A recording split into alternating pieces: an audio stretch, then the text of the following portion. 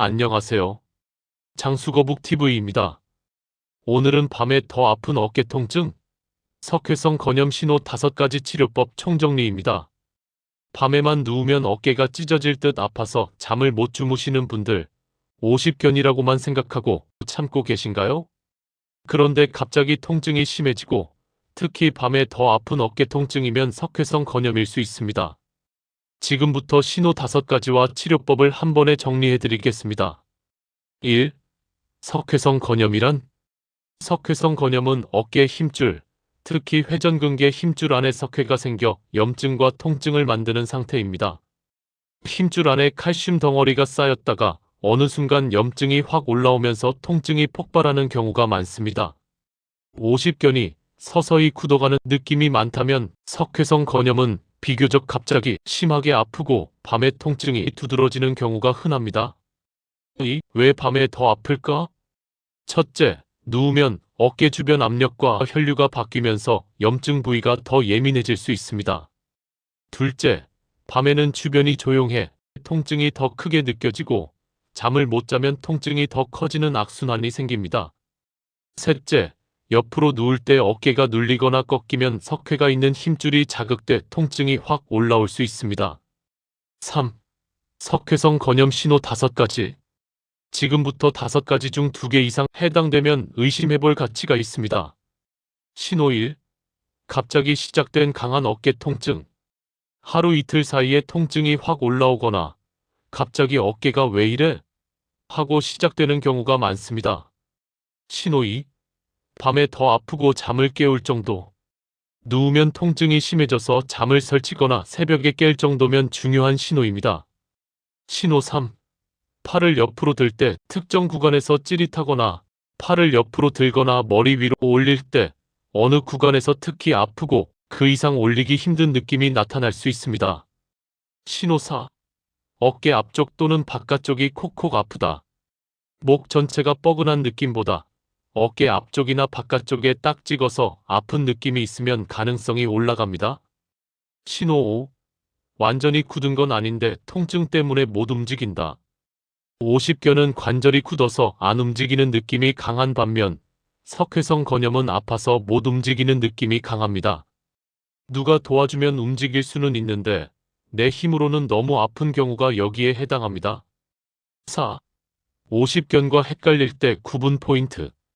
50견은 몇 주에서 몇 달에 걸쳐 서서히 진행하면서 어깨가 점점 굳고 움직임 제한이 뚜렷해지는 편입니다. 석회성 건염은 비교적 갑자기 통증이 심해질 수 있고 특히 밤 통증이 강하게 나타날 수 있습니다. 정확한 확인은 엑스레이나 초음파로 석회가 보이는지 확인하는 것이 가장 빠릅니다. 5. 참지 말고 병원 가야 하는 경우. 가만히 있어도 통증이 너무 심해서 잠을 거의 못 잔다. 팔이 갑자기 힘이 빠지거나 들어 올릴 수가 없다. 넘어지거나 부딪힌 뒤 통증이 시작됐다. 열감이나 심한 부기, 팔까지 저림이 심하게 동반된다. 1, 2주 이상 통증이 지속되고 점점 악화된다. 6. 치료법 총정리, 순서대로 이해하기. 석회성 건염 치료의 핵심은 염증을 가라앉히고 통증을 줄인 뒤 어깨 기능을 회복시키는 것입니다. 보통은 단계적으로 진행합니다. 1단계 급성 통증기. 통증과 염증 먼저 잡기. 통증이 심한 시기에는 억지 스트레칭이나 무리한 운동이 오히려 악화될 수 있습니다. 병원에서는 소염진통제 등 약물 치료로 통증과 염증을 먼저 낮춥니다. 집에서는 얼음찜질을 10에서 15분 정도 하루 2, 3회 해보는 것이 도움이 될 수 있습니다. 단, 완전히 안 쓰고 고정만 하는 것도 좋지 않아 아프지 않은 범위에서 가볍게 움직이는 정도는 필요합니다. 2단계 물리치료 운동치료. 다시 움직이게 만들기. 통증이 조금 내려가면 어깨를 안전하게 움직이면서 기능을 회복합니다.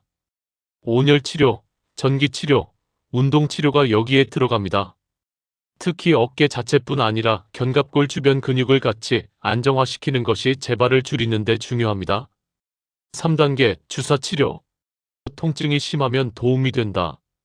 통증이 너무 심해서 일상생활이 어렵거나 밤에 잠을 못 잘 정도라면 주사치료로 염증을 빠르게 낮추는 방법을 고려합니다. 주사의 목적은 움직일 수 있는 상태를 만들어 재활치료로 이어가게 하는 것입니다. 4단계 체외 충격파. 석회성 건염에서 자주 쓰는 치료. 체외 충격파는 석회 부위를 자극해 통증을 줄이고 회복을 돕는 치료로 시행되는 경우가 많습니다. 보통 여러 회에 걸쳐 진행하며 효과는 개인차가 있습니다. 즉시 한 번에 낫기보다는 점진적으로 좋아지는 경우가 많습니다. 5단계 초음파 유도화. 석회 제거 세척. 석회가 뚜렷하고 통증이 지속될 때는 초음파로 보면서 바늘로 석회를 잘게 부수고 세척하는 치료를 시행하기도 합니다. 병원마다 시행 여부는 다를 수 있습니다. 6단계 수술. 대부분은 비수술 치료로 호전됩니다.